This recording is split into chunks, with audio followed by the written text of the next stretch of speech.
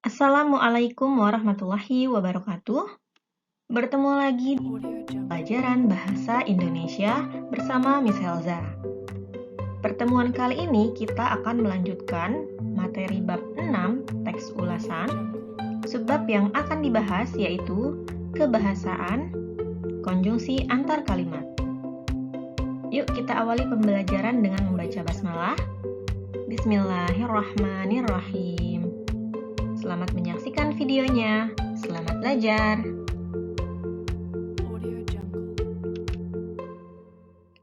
Sebelum kita masuk ke pengertian dari konjungsi antar kalimat, lalu apa yang dimaksud dengan konjungsi?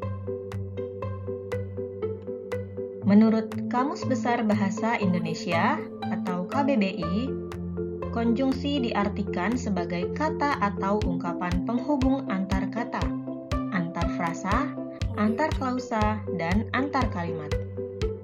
Nah, fungsi dari penggunaan konjungsi ini apa sih? Yang pertama, konjungsi menghubungkan kata dengan kata, kalimat dengan kalimat, klausa dengan klausa, serta frasa dengan frasa, sampai kepada paragraf dengan paragraf.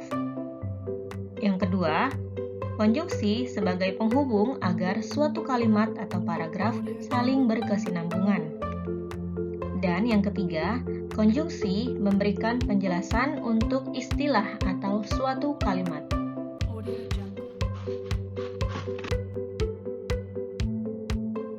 Lalu, ada berapa macam-macam konjungsi? Konjungsi terbagi menjadi, yang pertama ada konjungsi koordinatif. Yang kedua ada konjungsi subordinatif. Yang ketiga ada konjungsi korelatif. Dan yang keempat, konjungsi antar kalimat. Nah, untuk pembahasan materi kali ini yaitu kita akan menjelaskan konjungsi antar kalimat, yaitu konjungsi yang keempat. Berikutnya yaitu konjungsi antar kalimat. Apa yang dimaksud dengan konjungsi antar kalimat?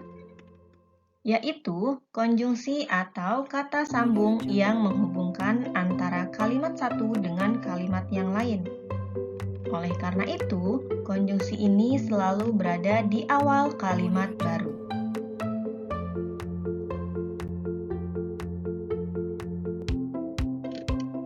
Berikutnya yaitu jenis-jenis konjungsi antar kalimat. Konjungsi antar kalimat terbagi menjadi yang pertama, konjungsi yang bermakna pertentangan. Contohnya ada kata biarpun demikian atau walaupun demikian. Yang kedua, konjungsi makna penegasan.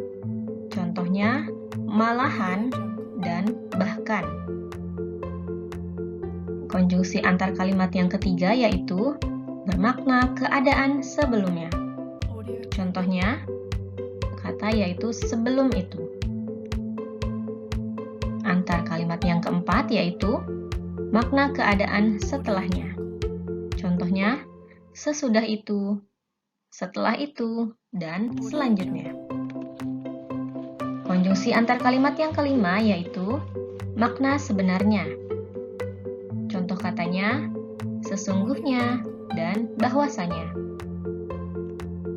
Konjungsi antar kalimat yang keenam yaitu makna kebalikan.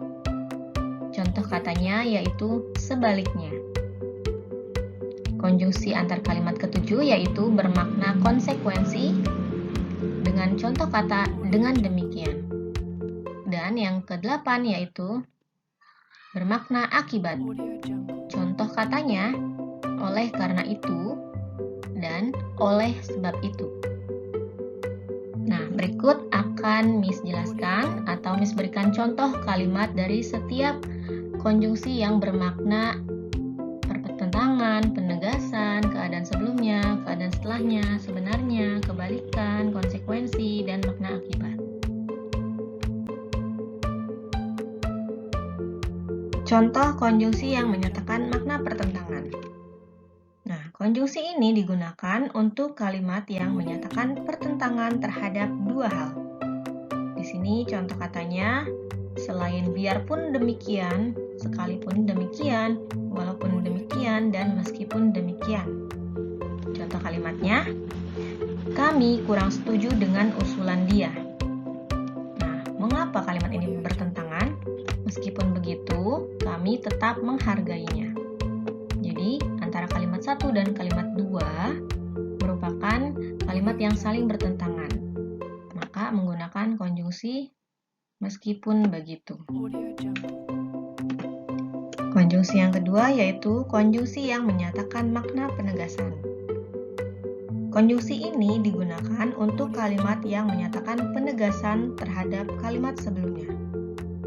Contoh katanya ada kata malahan dan bahkan. Berikut kalimatnya. Rumah-rumah di Kalimantan kebanyakan didirikan di tepi sungai.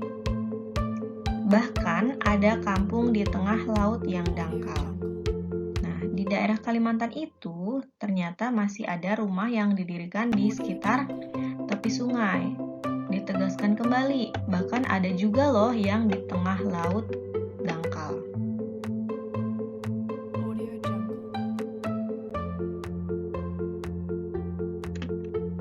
Konjungsi yang ketiga yaitu konjungsi yang menyatakan makna keadaan sebelumnya. Konjungsi ini digunakan untuk kalimat yang menyatakan keadaan sebelum peristiwa terjadi.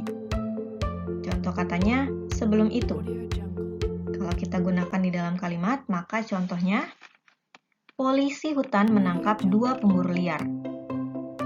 Sebelum itu, mereka menangkap 5 orang pemburu liar. Nah, di sini ada konjungsi di kalimat kedua.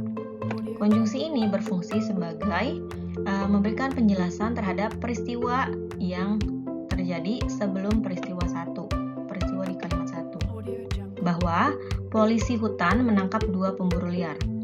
Tapi ternyata sebelumnya mereka sudah menangkap 5 orang pemburu liar. Nah, itu penggunaan konjungsi makna keadaan sebelumnya. Yang keempat, yaitu konjungsi yang menyatakan makna keadaan setelahnya. Konjungsi ini digunakan untuk kalimat yang menyatakan keadaan setelah peristiwa terjadi. Contoh katanya, sesudah itu, setelah itu, dan selanjutnya. Contoh kalimatnya, kami akan memulai perjalanan ini dengan berjalan kaki. Setelah itu, kami akan beristirahat di rumah penduduk. Ini fungsi kalimat 1 itu sebagai peristiwa yang pertama terjadi, maka akan ada peristiwa lain dengan adanya konjungsi setelah itu. Setelah memulai perjalanan, maka kami akan beristirahat di rumah penduduk. Nah, itulah fungsi untuk konjungsi makna keadaan setelahnya.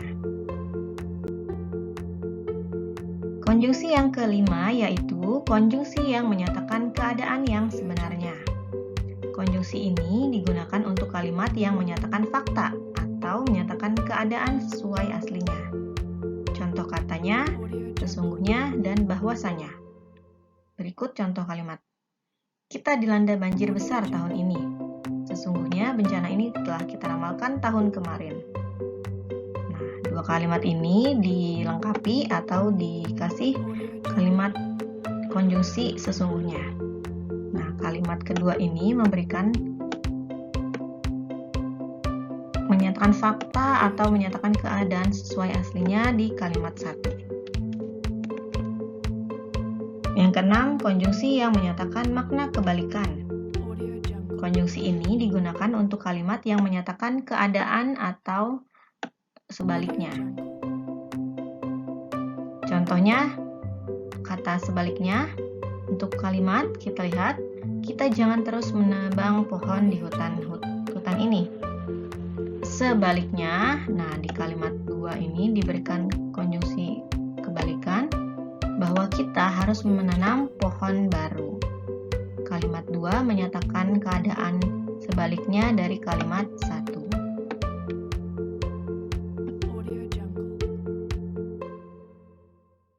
Konjungsi yang ketujuh yaitu konjungsi yang menyatakan makna konsekuensi. Konjungsi ini digunakan untuk kalimat yang menyatakan konsekuensi atau sebab terjadinya sesuatu. Contoh katanya dengan demikian. Untuk contoh kalimat, kamu telah setuju dengan persyaratan ini. Dengan demikian, kamu pun harus menanggung semua risikonya. Nah, kalimat 2 di sini memberikan konsekuensi bahwa setelah menyetujui persyaratan, maka harus menanggung risikonya. Untuk konjungsi yang ke-8 yaitu konjungsi yang menyatakan makna akibat. Konjungsi ini digunakan untuk kalimat yang menyatakan akibat terjadinya sesuatu. Contoh katanya ada kata oleh karena itu dan oleh sebab itu. Contoh kalimatnya, kami sudah melarang mereka berburu di hutan, tetapi mereka tetap nekat. Nah, kalimat konsekuensinya yaitu, akibatnya yaitu, oleh karena itu biar mereka rasakan sendiri akibatnya. Nah, jadi kalimat 2 ini memberikan akibat jika mereka melakukan hal yang disampaikan di kalimat 1. Ya, itulah terkait beberapa konjungsi antar kalimat serta contoh-contohnya.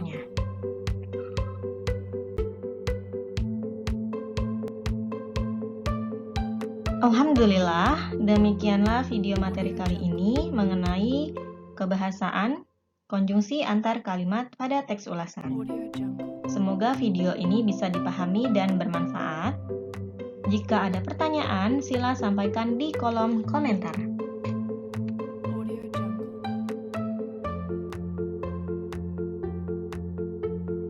Terima kasih atas perhatiannya.